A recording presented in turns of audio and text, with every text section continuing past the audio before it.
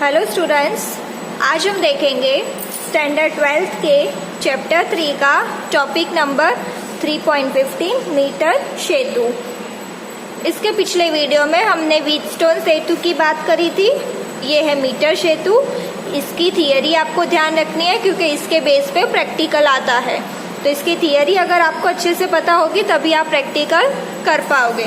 तो चलिए इसकी थियरी की बात करते हैं और सूत्र याद रखना है। ये हमारा चित्र है। यहाँ पे मैं आपको दिखाऊंगी कि ये साधन कैसा है। ठीक है, तो ये देखिए, ये पट्टिकाएं होती है, इनके बीच में दो प्रतिरोध लगाना है। यहाँ पे मैंने दो प्रतिरोध दो बिंदुओं से जोड़ा है। इसको नाम दे दिया है R और इसको नाम दे दिया है S। ठीक है, और ये बीच वाले से गैल्वेनोमीटर जुड़ा होता है और यहाँ पे आखिरी में होती है जॉकी। तो ये जॉकी को हमें यहाँ पे एक तार होता है, उस तार पे घुमाना है और ये होती है स्केल।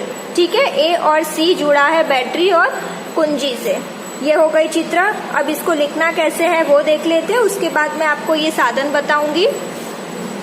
यह 1 मीटर लंबे एक समान अनुप्रस्थ काट क्षेत्रफल वाले तार से निर्मित होता है। इसमें ये जो है 1 मीटर का तार होता है जिसे लंबवत धातु की दो मोटी पट्टिकाओं के मध्य कस दिया जाता है। यहाँ से और यहाँ से ये जोड़ दिया जाता है 1 मीटर का तार। धात्विक पट्टिका में दो रिक्तियां होती है जिनके मध्य प्रतिरोधकों को संयोजित किया जाता है। मतलब कि यहाँ पे मैंने बताया दो रिक्तियां होती हैं जिनके मध्य हम दो प्रतिरोध लगाते हैं। ये वाला अज्ञात है, ये वाला ज्ञात है। आप दोनों में से कहीं भी अज्ञात रख सकते हो और कहीं भी ज्ञात रख सकते हो। अत्य बिंदु जहाँ तार कसे रहते हैं एक कुंजी द्वारा सेल से जुड़े रहते हैं। यहाँ देखिए, ये जो जहाँ तार कसे है वो तार वहाँ से हमें सेल और कुंजी को भी जोड़ना होता है। गैल्वेनोमीटर का एक सिरा रिक्तियों के मध्य बीचों बीच धात्विक पट्टिकाओं से जुड़ा रहता है। गैल्वेनोमीटर का दूसरा सिरा जॉकी से जुड़ा रहता है। मतलब कि ये जो सिरा है वो गैल्वेनोमीटर से जुड़ा है और गैल्वेनोमीटर का दूसरा सिरा यहाँ पे जॉकी से जुड़ा रहता है। R एक अज्ञात प्रतिरोध है जिसका मान हमें ज्ञात करना चाहते हैं। इसे दोनों में से किसी एक रिक्त में संयोजित कर देते हैं। जो भी अज्ञात प्रतिरोध होता है वो दोनों रिक्तियां में से कहीं भी हम लगा सकते हैं और दूसरे में मानक प्रतिरोध S संयोजित करते हैं। दूसरा मानक प्रतिरोध जिसकी कीमत हमें पता होती है वो लगाते हैं। ठीक है, चलिए अब हम सूत्र लिखते हैं। मान लेते हैं कि R का सूत्र है रो L अपॉन A। उसी तरह S का हम लिखेंगे रो 100 माइनस L अपॉन A।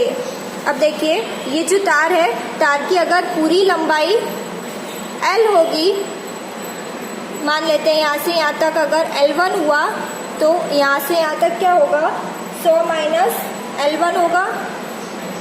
ठीक है, क्योंकि पूरी तो 100 सेंटीमीटर होती है, तो 100 में से अगर L1 निकल जाएगा तो ये दूसरा भाग मिल जाएगा हमें। तो दूसरी हो गई, यहाँ पे L1 लिखा है हमने तो L1 लिख देते। तो R अपॉन S क्या होगा, R की कीमत क्या है, रो L1 अपॉन A और S क्या है, रो 100 माइनस L1 अपॉन A। अब रो कैंसल, L1 कैंसल, तो क्या बचा यहाँ पे, L1 अपॉन 100 माइनस L1।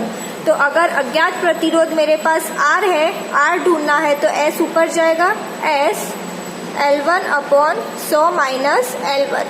तो इस तरह से हमें मीटर सेतु से अज्ञात प्रतिरोध इस सूत्र के द्वारा मिलता है। सूत्र क्या है मेरा, R is equal to S L1 upon 100 minus L1। 100 centimetre हमने पहले ही बात करी कि 1 मीटर का तार है तो 1 मीटर बराबर 100 सेंटीमीटर। तो अगर यहाँ से यहाँ तक L1 आया तो 100 में से अगर मैं इतना निकाल दूंगी तो मुझे इतना भाग मिल जाएगा। तो यहाँ पे आएगा 100 माइनस L1। चलिए अब हम बात करते हैं इसके साधन की। तो मैं आपको दिखाऊंगी कि ये साधन किस प्रकार होता है। यहाँ पे आप लोग देख सकते हैं, ये लगी है यहाँ पे 1 मीटर की स्केल, मतलब कि 100 सेंटीमीटर। 2 रिक्तियाँ की बात करी थी, एक ये रही रिक्तियाँ और दूसरी रिक्तियाँ ये रही। ठीक है, आप अज्ञात प्रतिरोध दोनों में से कहीं भी लगा सकते हो। यहाँ से गैल्वेनोमीटर लगाना है, यहाँ से गैल्वेनोमीटर का दूसरा आएगा चौकी से। और ये आप यहाँ पे ये तार देख सकते हो, ये मैं दिखा रही हूँ, ये तार लगा है जो कि है 100 सेंटीमीटर का। अब यहाँ पे बात करते हैं तो ये देखिए तार को 2 जगह से कस दिया है, यहाँ से और दूसरा है यहाँ से। ठीक है, और इन दोनों ही जगह से आएगा सेल और कुंजी। तो ये साधन कुछ इस प्रकार का है और ऐसा ही हमने थियरी में पढ़ा है। चलिए, आई होप आपको समझ में आया होगा कि इसकी थियरी किस प्रकार है और आपको ये सूत्र याद रखना है। इसके बेस पे प्रैक्टिकल भी है और न्यूमेरिकल भी आता है।